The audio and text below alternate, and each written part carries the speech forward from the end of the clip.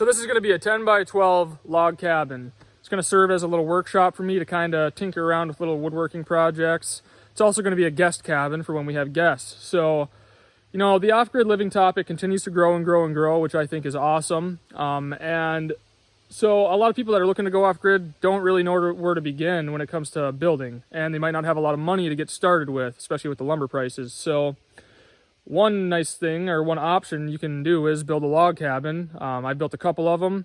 They're very comfortable. They've all kept me warm at 40 below, and they're just very cozy. And the nice thing about them is they're very, very cheap. Both my log cabins were far under $1,000 total money in the whole build. This one I'm going to try to build as cheap but as good as possible. So I'm going to show every detail from beginning to end. That way, if you don't know anything about log cabins or building, you should be able to build one by the end of this video. And the way I do it is, you know, very simple, very easy to understand. You'll probably find that it's a lot easier than you think. So let's get started.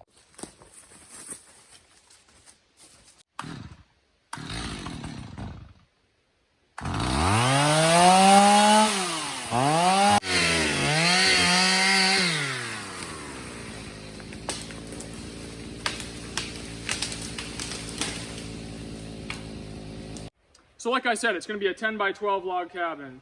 But for my 10-foot logs, I want them to be 12 foot.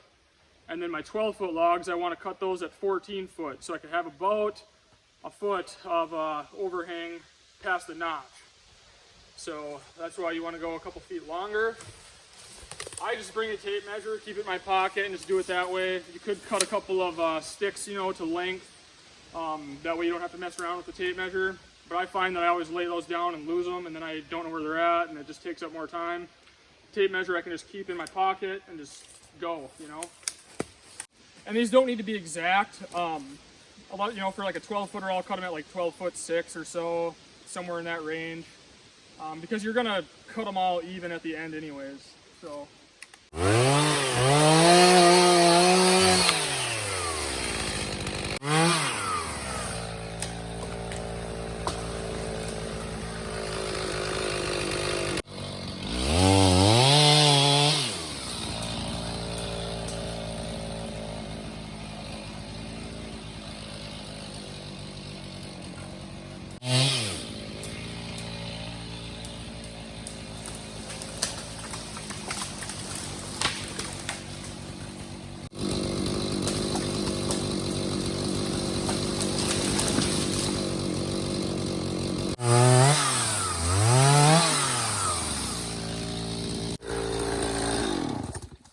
So I was able to get 2 logs out of that one tree there. I got a 14-footer for my 12-foot wall and then a 12-footer for my 10-foot wall.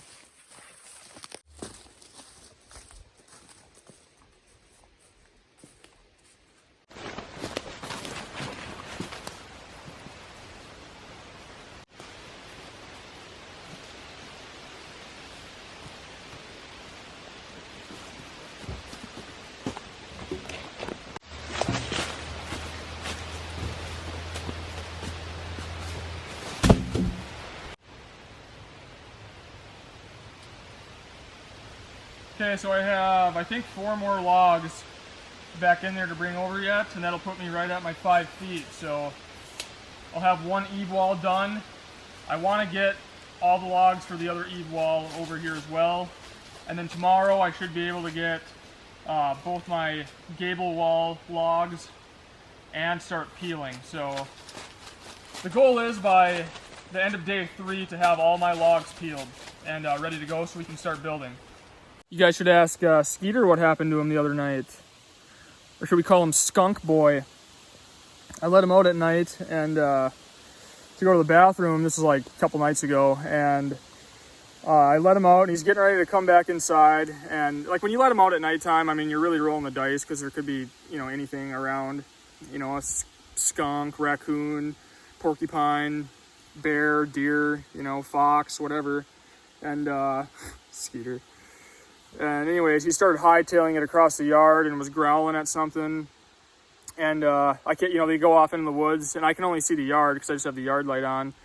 And then all of a sudden I look over and I see a little black and white thing coming out of the woods, and it wasn't Skeeter. but Skeeter was right behind it and trotting behind it and growling at it, and all of a sudden I see the skunk just stop and spray Skeeter right in the face. So it got him like in the eye. So his eye was closed shut. He couldn't open it, and it was all red. And then of course he reeked, so we had to bathe him on the porch, you know, like 3 or 4 times. Shampoo him really good with some pet shampoo and all that. And anyways, we rinsed out his eye, and he's good now, but he still smells a little bit like skunk, but you can only smell it when you're like right up next to him.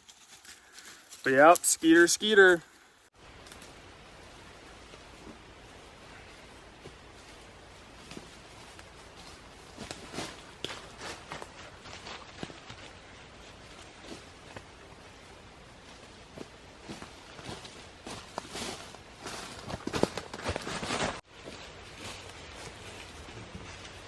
So yeah, this part sucks. It's a lot of hard work, but the sooner you get it done, the better. But once you get through with this and peeling, it gets a lot more fun, of course.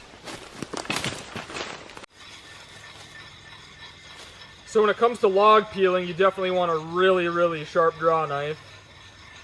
And you're gonna have to sharpen it often. And I use a Lansky puck, it's called. It's a puck sharpener. They work really well and they're easy to use.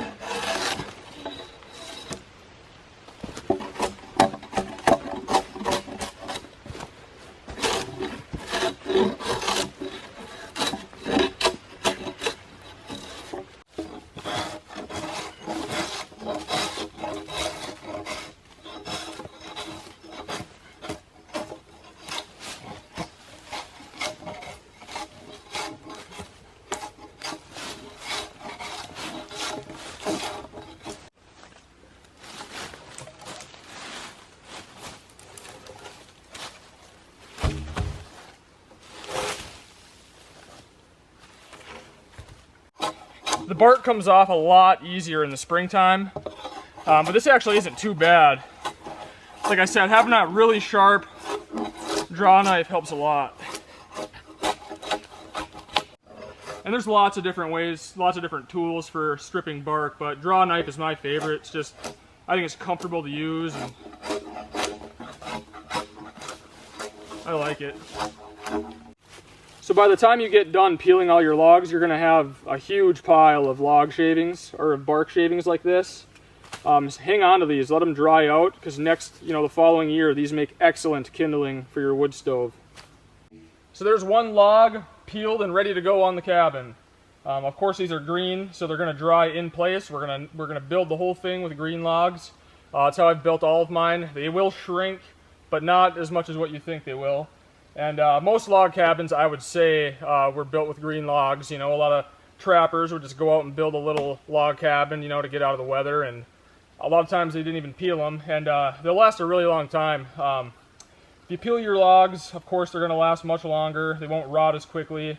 But many trapper cabins were built with logs not peeled, and they do last a lot longer than what you think, decades. So, but if you peel your logs, let them dry. So what I always do is I let them dry in place for a year or two, and then I seal them.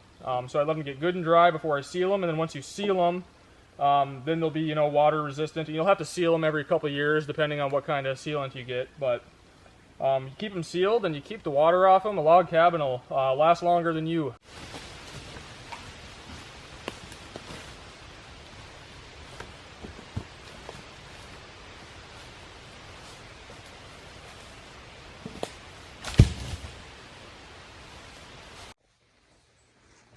All right, let's head to the job site for the day. I've been letting the chickens free range. They've been doing good. They just stick around. Skeeter doesn't eat them either, so that's good.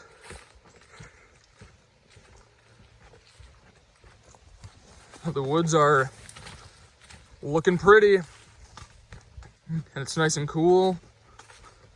It's gonna be a good day.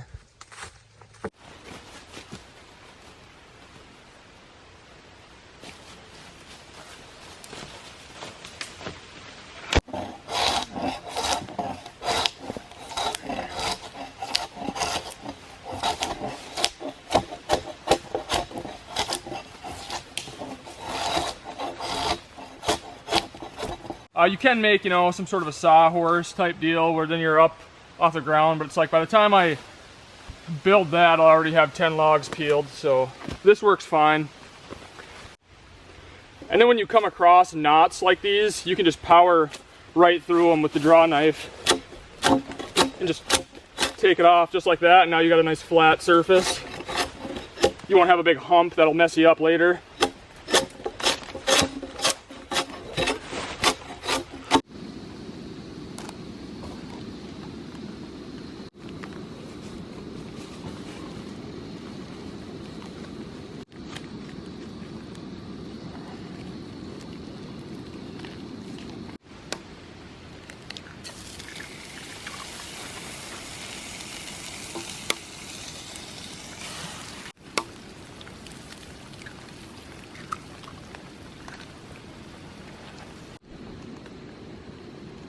You ready for some food, Skeet? Good boy. Here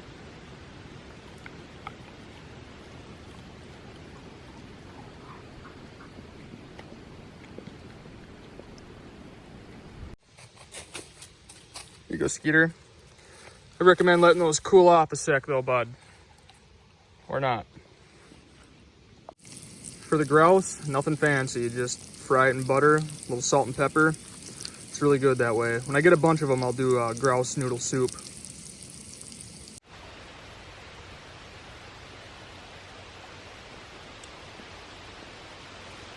Good boy.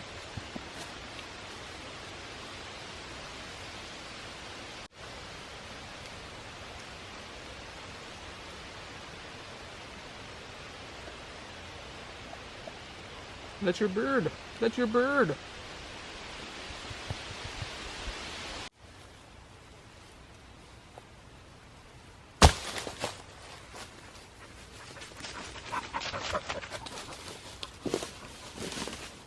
So for the foundation, I'm looking for rocks that sit nice and have a pretty flat surface for the log to sit on.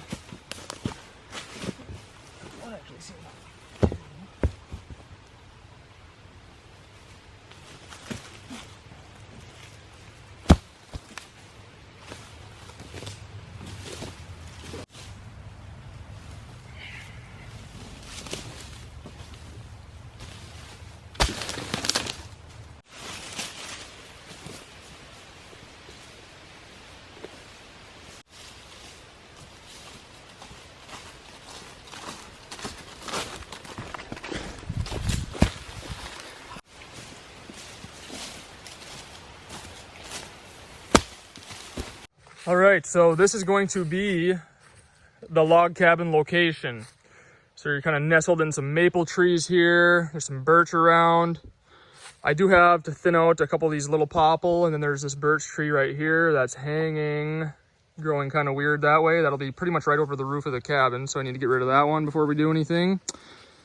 And then just to give you guys a layout of the land, so you know where we're at on the property. The outhouse is right there. The chicken coop is right here, of course. And then our cabin's right there. So all the outbuildings are kind of nicely laid out back in here. And this is going to be kind of a place for me to tinker around a little bit with some projects, but it's also going to be a guest cabin too. So the guest cabin's close to the outhouse. They're kind of close by, but still kind of on their own.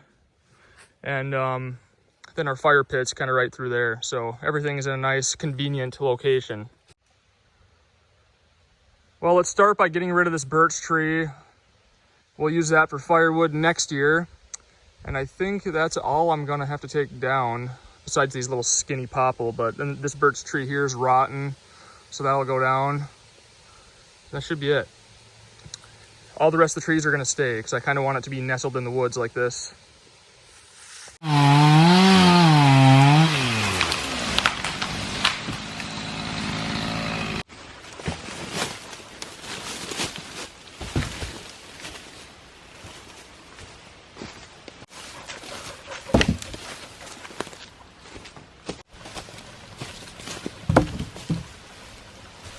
So the front door is going to go right in here, and right now I'm just going to lay out my little foundation rocks where they need to go on all four corners, just kind of roughly for now. And then I'll show you how you figure out if you're square or not.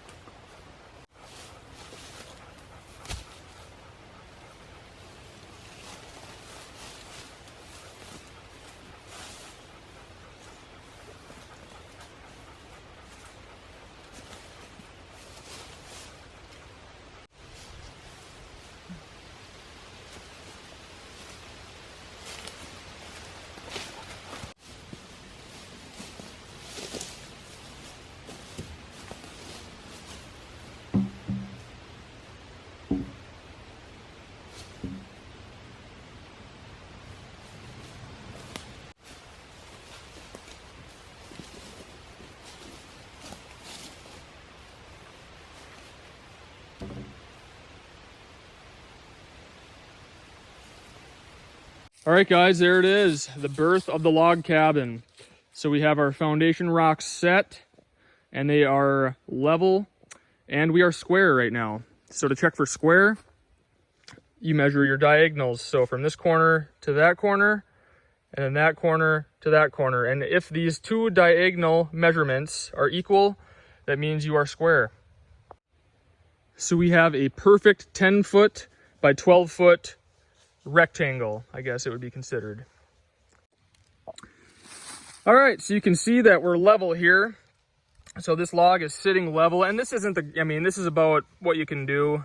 This is, I mean, you know, every log is going to be different and kind of have bumps and this and that here and there. But if you check it in a few spots and you're pretty darn close to level, you're probably good. And then as you go, you just need to keep checking, making sure you're good. We'll get into keeping things level in the next video. But right now, I know we're sitting pretty darn close to level. I mean, that shows perfect, but again, you can't really go off that because the log, it does have different bumps and different kinks here and there. So as we sit right now, you guys saw that this log is level this way, this log is level this way, but that means nothing if you're not level this way as well. So to do that, you can pound a nail in your logs, run a string line over, check it with the level, and make sure that these are level with each other going this way. Same with the front too. I just used a straight 2x6 that I had that reached across, and I just laid it on top, put my level on top of that, and saw that I was good. I had to adjust this one right here. We were a little bit high on this end, so I dug that down a little bit, and now everything is level with each other, and we have a perfect 10 by 12 rectangle. So take your time with this part. You have to start off level and square. So you're probably wondering, where's the floor? We're gonna build the floor later on. That'll be in a later video. And basically I'll worry about the floor when the walls get so high that I can't reach anymore. Then I'll do the floor so I can be up higher. But there's many different ways you can go about this. You know, there's more than one way to skin a buck, more than one way to clean a fish. As long as it works for you, it's fine, you know. But there's different ways you can go about it. You can build your floor first, of course, but then you just have to use a lot more beefy lumber, because then you have the entire weight of the log cabin sitting on that floor or that platform. Or the way I always do it, I do a floating floor, so then you can kind of get away with smaller lumber and it's less expensive. And you don't have the whole weight of the log cabin sitting on it. It's just the stuff that's in there. So basically you and the wood stove and whatever else you're gonna have in there. Well, all right, guys, that's the end of part one. Pretty boring stuff, I know. It's not all that exciting, cutting trees down and peeling logs and doing this, but it is part of the process. And like I said, I'm going to show you every step of the build, even the boring stuff, because it is part of it. You can't build your log cabin without logs, of course. So I have 4 logs peeled. I'm gonna finish off the night peeling more, and then and you guys don't need to see that. If you've seen one log peeled, you've seen them all. So I'll finish peeling those. Next video is going to be us notching our walls. Then we'll do the floor construction. Then probably the purlins, the ridge beam, the roof, all that. And then we'll cut in the door and the windows. So it'll get a lot more exciting from here on out. But again, I had to show you guys this, of course, because it's part of it. So I want to show the whole build. But this stuff is not very exciting.